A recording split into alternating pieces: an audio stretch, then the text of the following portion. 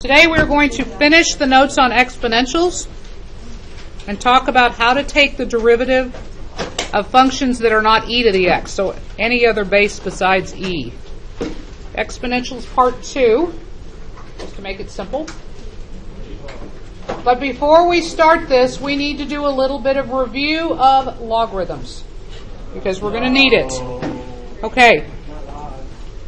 Now, in calculus, I told you that we don't use degrees at all. We only use radians. In calculus also, very rarely do we use common logs. We always use natural logs, ln's.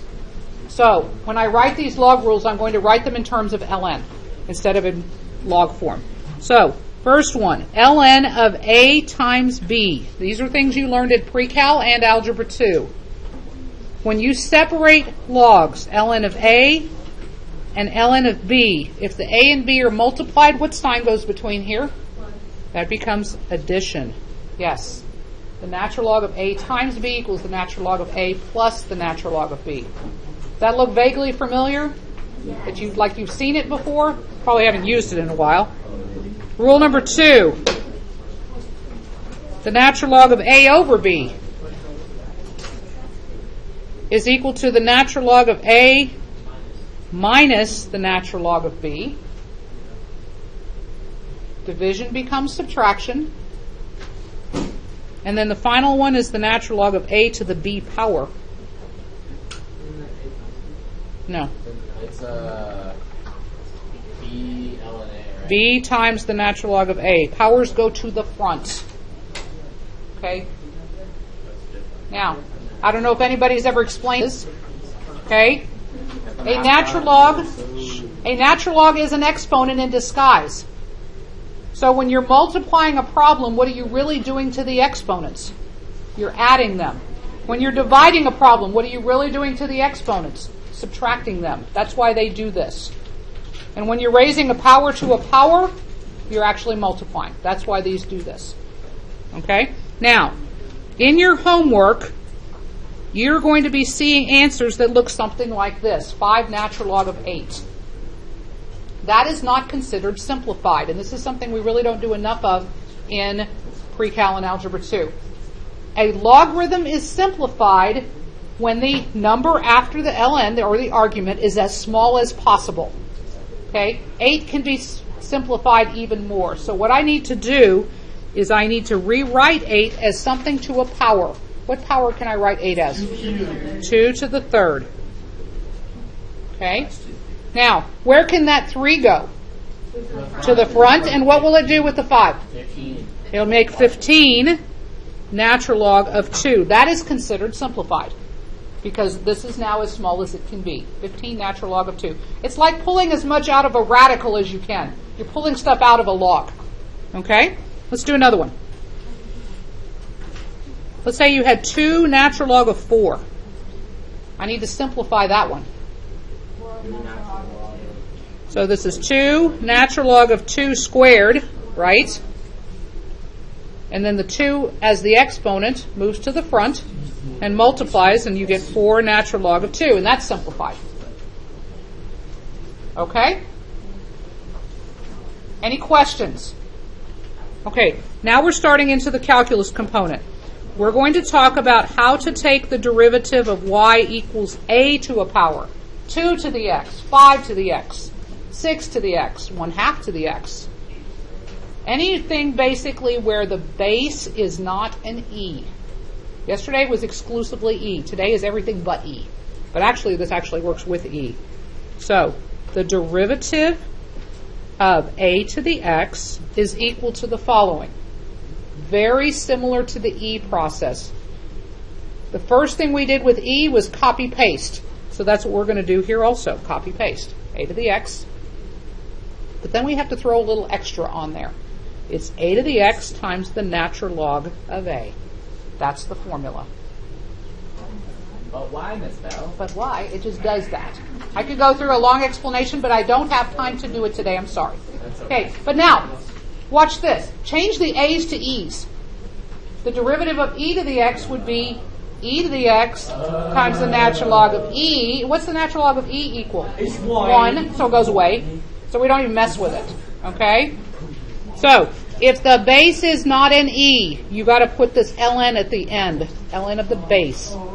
Okay? Now, if it's a to some other power like u, the derivative of a to the u,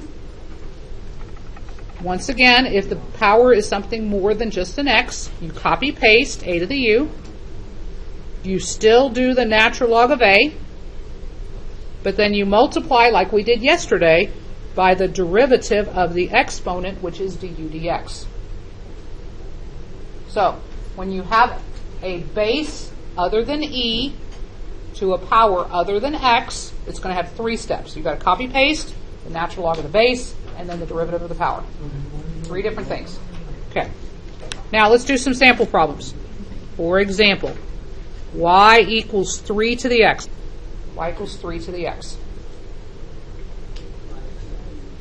So y prime equals, this is like the first row. So the first step is you copy paste 3 to the x times the natural log of what? 3. The end. That's the answer. That is the most.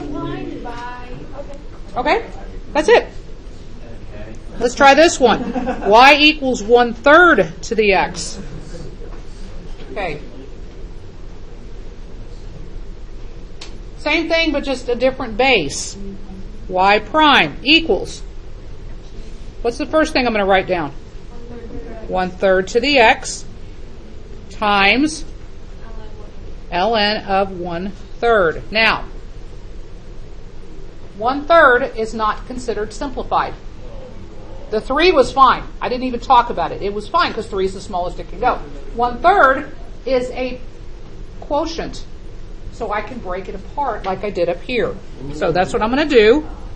1/3 to the x times ln of 1 minus ln of 3.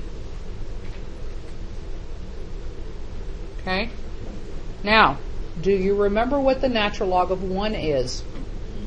No. It's 0. Natural log of 1 is 0. Okay? So let me come out to the side. These are 2 things you need to write down and you need to memorize. The natural log of 1 is 0. And the one you were getting backwards, the natural log of e is 1. The natural log of 1 is not e. The natural log of e is 1. Memorize those 2. Okay? So now, all I'm left with 3, and you can't do anything else with that. So this is y prime equals 1/3 to the x times the negative natural log of 3. And that's done. All right?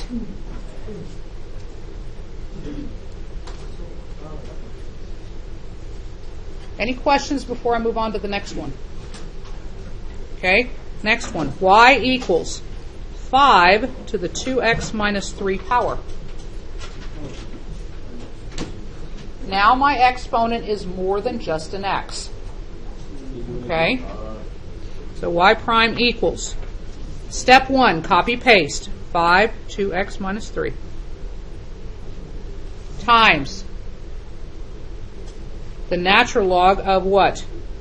5 times 2. Where'd you get the 2 again? You're right. The exponent's derivative. Okay? The natural log of 5. Can you break that down? No, that's done. But this 2 can go in front of it. Okay? So y prime equals 5 to the 2x minus 3 times 2 natural log of 5, and that's the answer. So far, so good. One more and I'm done. Like this. Okay, last example. Y equals 4 to the sine squared of x. Of course, I have to throw you a curveball. Okay? Now, I am eventually going to have to take the derivative of that exponent, aren't I? So, before I start, I'm going to rewrite the problem as sine of x, the quantity squared like so. Because that's going to help when it comes time to take its derivative. Okay. Y prime equals. Okay, this is the 3-step one because of the fact that it's not an E and not an X only. What's the first thing I write down? 4 sine squared X. Copy, paste. And paste it just like it was originally. It's easier. Times natural log of 4. Times, now, what do I need to do to this? Chain rule, very good. Outer is the square. Inner is the sine of X. Nope, not quite.